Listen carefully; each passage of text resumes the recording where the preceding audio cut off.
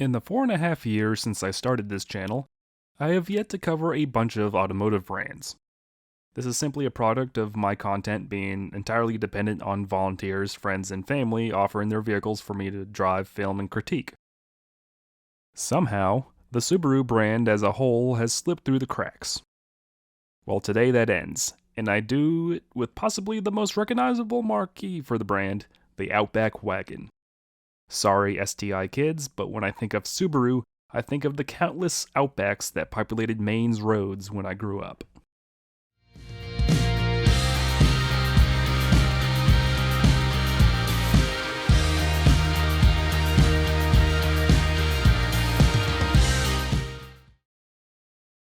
(2011) Subaru Outback PZEV 2.5i, the fourth generation of Subaru's venerable wagon.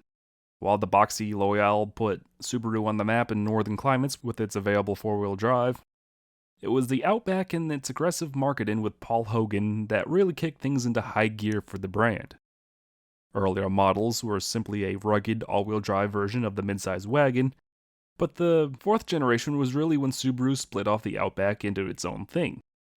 Yes, it's still based off of that period's legacy, but here the Outback truly gained its own identity in Subaru's lineup.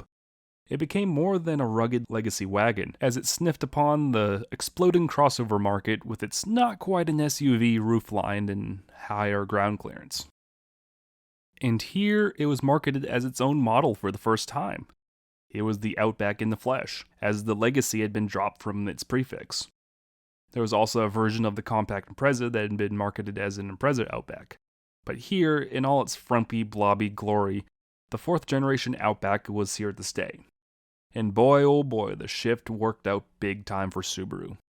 Despite coming off the 2008 recession, it sold record numbers for the nameplate in 2009 at 93,148, broke 100K for the first time in 2010, and increased in sales every year when it broke 152,000 for the first time in 2015. And it hasn't dipped below since. Subaru had managed to carve out their own little segment with their lifted wagon. Yeah, other makes have been offering lifted wagons for years, as Audi introduced its Allroad in 2001 and Volvo their cross-country marquee in 1998. But neither of those had made the impact that the fourth generation Outback had made. Here you had something that had more ground clearance over a Jeep Cherokee Trailhawk, yet it doesn't give the top-heavy feel of a normal crossover SUV. Here was something with plenty of first and second row legroom for passengers, and an uncompromised cargo hold for all your camping gear. And since the success of the 4th gen Outback and its replacement 5th gen, other manufacturers have taken notice and tried replicating the formula with mixed results. The Volkswagen Jetta Sport Wagon received a lift kit and was introduced as the Jetta Alltrack in 2016. Buick of all brands imported the wagon version of their mid-sized Regal sedan, gave it a lift kit and some plastic cladding, and sold it briefly as the Regal Tour X in the United States. While cool, that model unfortunately failed to catch on and was unceremoniously axed along with the Regal itself after a few short years. Mercedes even started offering a lifted version of their long-running E-Class estate called the All-Terrain to help bolster sales in the States for that model. And it's long been teased that the replacement for the Ford Fusion sedan would be an Outback fighter called the Fusion Active. But years of spy shots and missed target dates, it was originally supposed to be on sale in the second half of 2021, coupled with the wild success of the rugged Bronco Sport and Maverick, have turned that model into something that's not really high on Ford's radar. In fact, a March spy shot has shown something more akin to a traditional crossover that would slot in between the Escape and the Edge.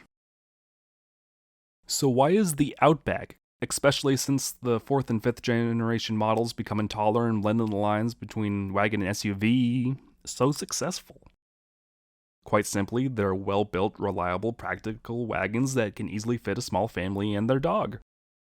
The cargo hold carries 34.3 square feet normally, and folding the second row flat bumps that way up to 71.3 square feet. This early run base model features one of the last of Subaru's fabled EJ motors, the 2.5-liter EJ253 Boxer 4, which puts out 173 horsepower and 169 foot-pounds of torque, and the California-friendly PZE model. This base model has Subaru's Lineartronic CVT, while a 5-speed automatic and 6-speed manual were also available. As with all Outback models, Subaru's symmetrical all-wheel drive is standard.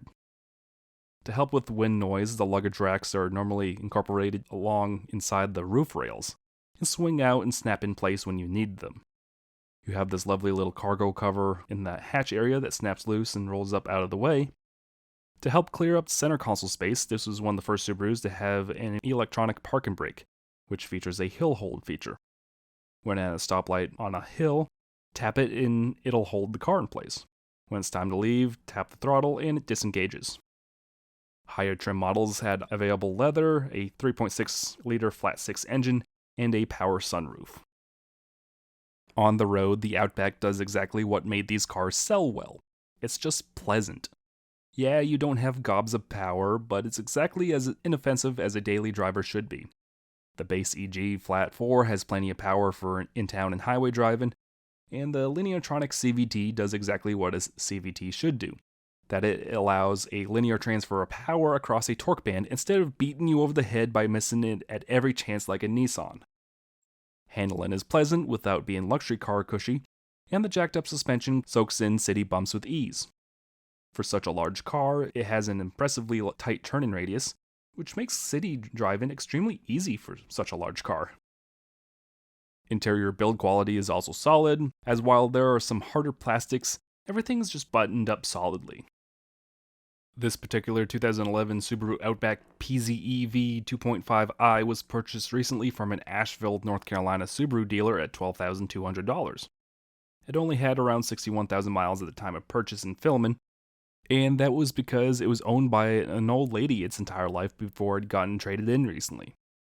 While she barely put any miles on it in its 11 years of ownership, she was also a heavy smoker, which included her leaving a glass ashtray in the cup holder upon trade-in. So the dealer spent days and days scrubbing and cleaning the lowish mile Outback to an almost new-like spec. They did an impressive job cleaning this car, as about 95% of the car felt and looked brand new. The only spot I found evidence that a chain smoker old lady was the owner was the dash fuse panel having built up grime upon it when I popped it off. Other than that, the clear coat on this now 11-year-old car having seen better days under the North Carolina sun, and the driver's side bolstering being worn from her struggling to climb up into the Outback for 11 years, it honestly felt like a new car. The new owner, Ben, really got a good buy here, especially in this tough used car market. He was the owner of the second-generation Avalon from wookiedrives 52, and that car finally crawled to a stop about a month ago with a poop ton of miles. That car was sort of a beater from the start of his ownership of it, so the Outback is probably his first really nice car. And he intends on traveling more to attend various races and sporting events now that he has a car that he can trust on road trips. The 2011 Subaru Outback PZEV 2.5i is a fantastic wagon, and it helped propel Subaru into the mainstream in the 2010s by offering the best of both a crossover and a wagon. Here was something that had more ground clearance than a period Jeep Cherokee, but with the driving position of a traditional wagon or car. It holds a ton of cargo and can fit 4 adults comfortably on long drives. Subaru's reliability woes of the mid-aughts had been figured out by this point, and the 4th generation Outback helped carry the torch for Subaru from being a weird all-wheel drive wagon brand to a proper alternative to Toyota or Honda. At the time, you had the smaller Forester reimagined as a proper compact crossover, and soon you'd have a funky, small, entry-level crossover known as the Crosstrek to help fill Subaru's lineup. Aside from the STI and WRX kind of fizzling out over the decade as the Impreza would get ignored, Subaru made all the right moves. They co-developed an entry-level sports car with Toyota to take on the Mazda Miata, and they gave families an excellent third-row crossover with the Ascent by the end of the decade. But the rapid growth for the small Japanese brand in the 2010s started here, with the 4th generation Outback, and providing a solution that buyers didn't really know they needed. Others have tried before and since, but this is the benchmark for the lifted wagon.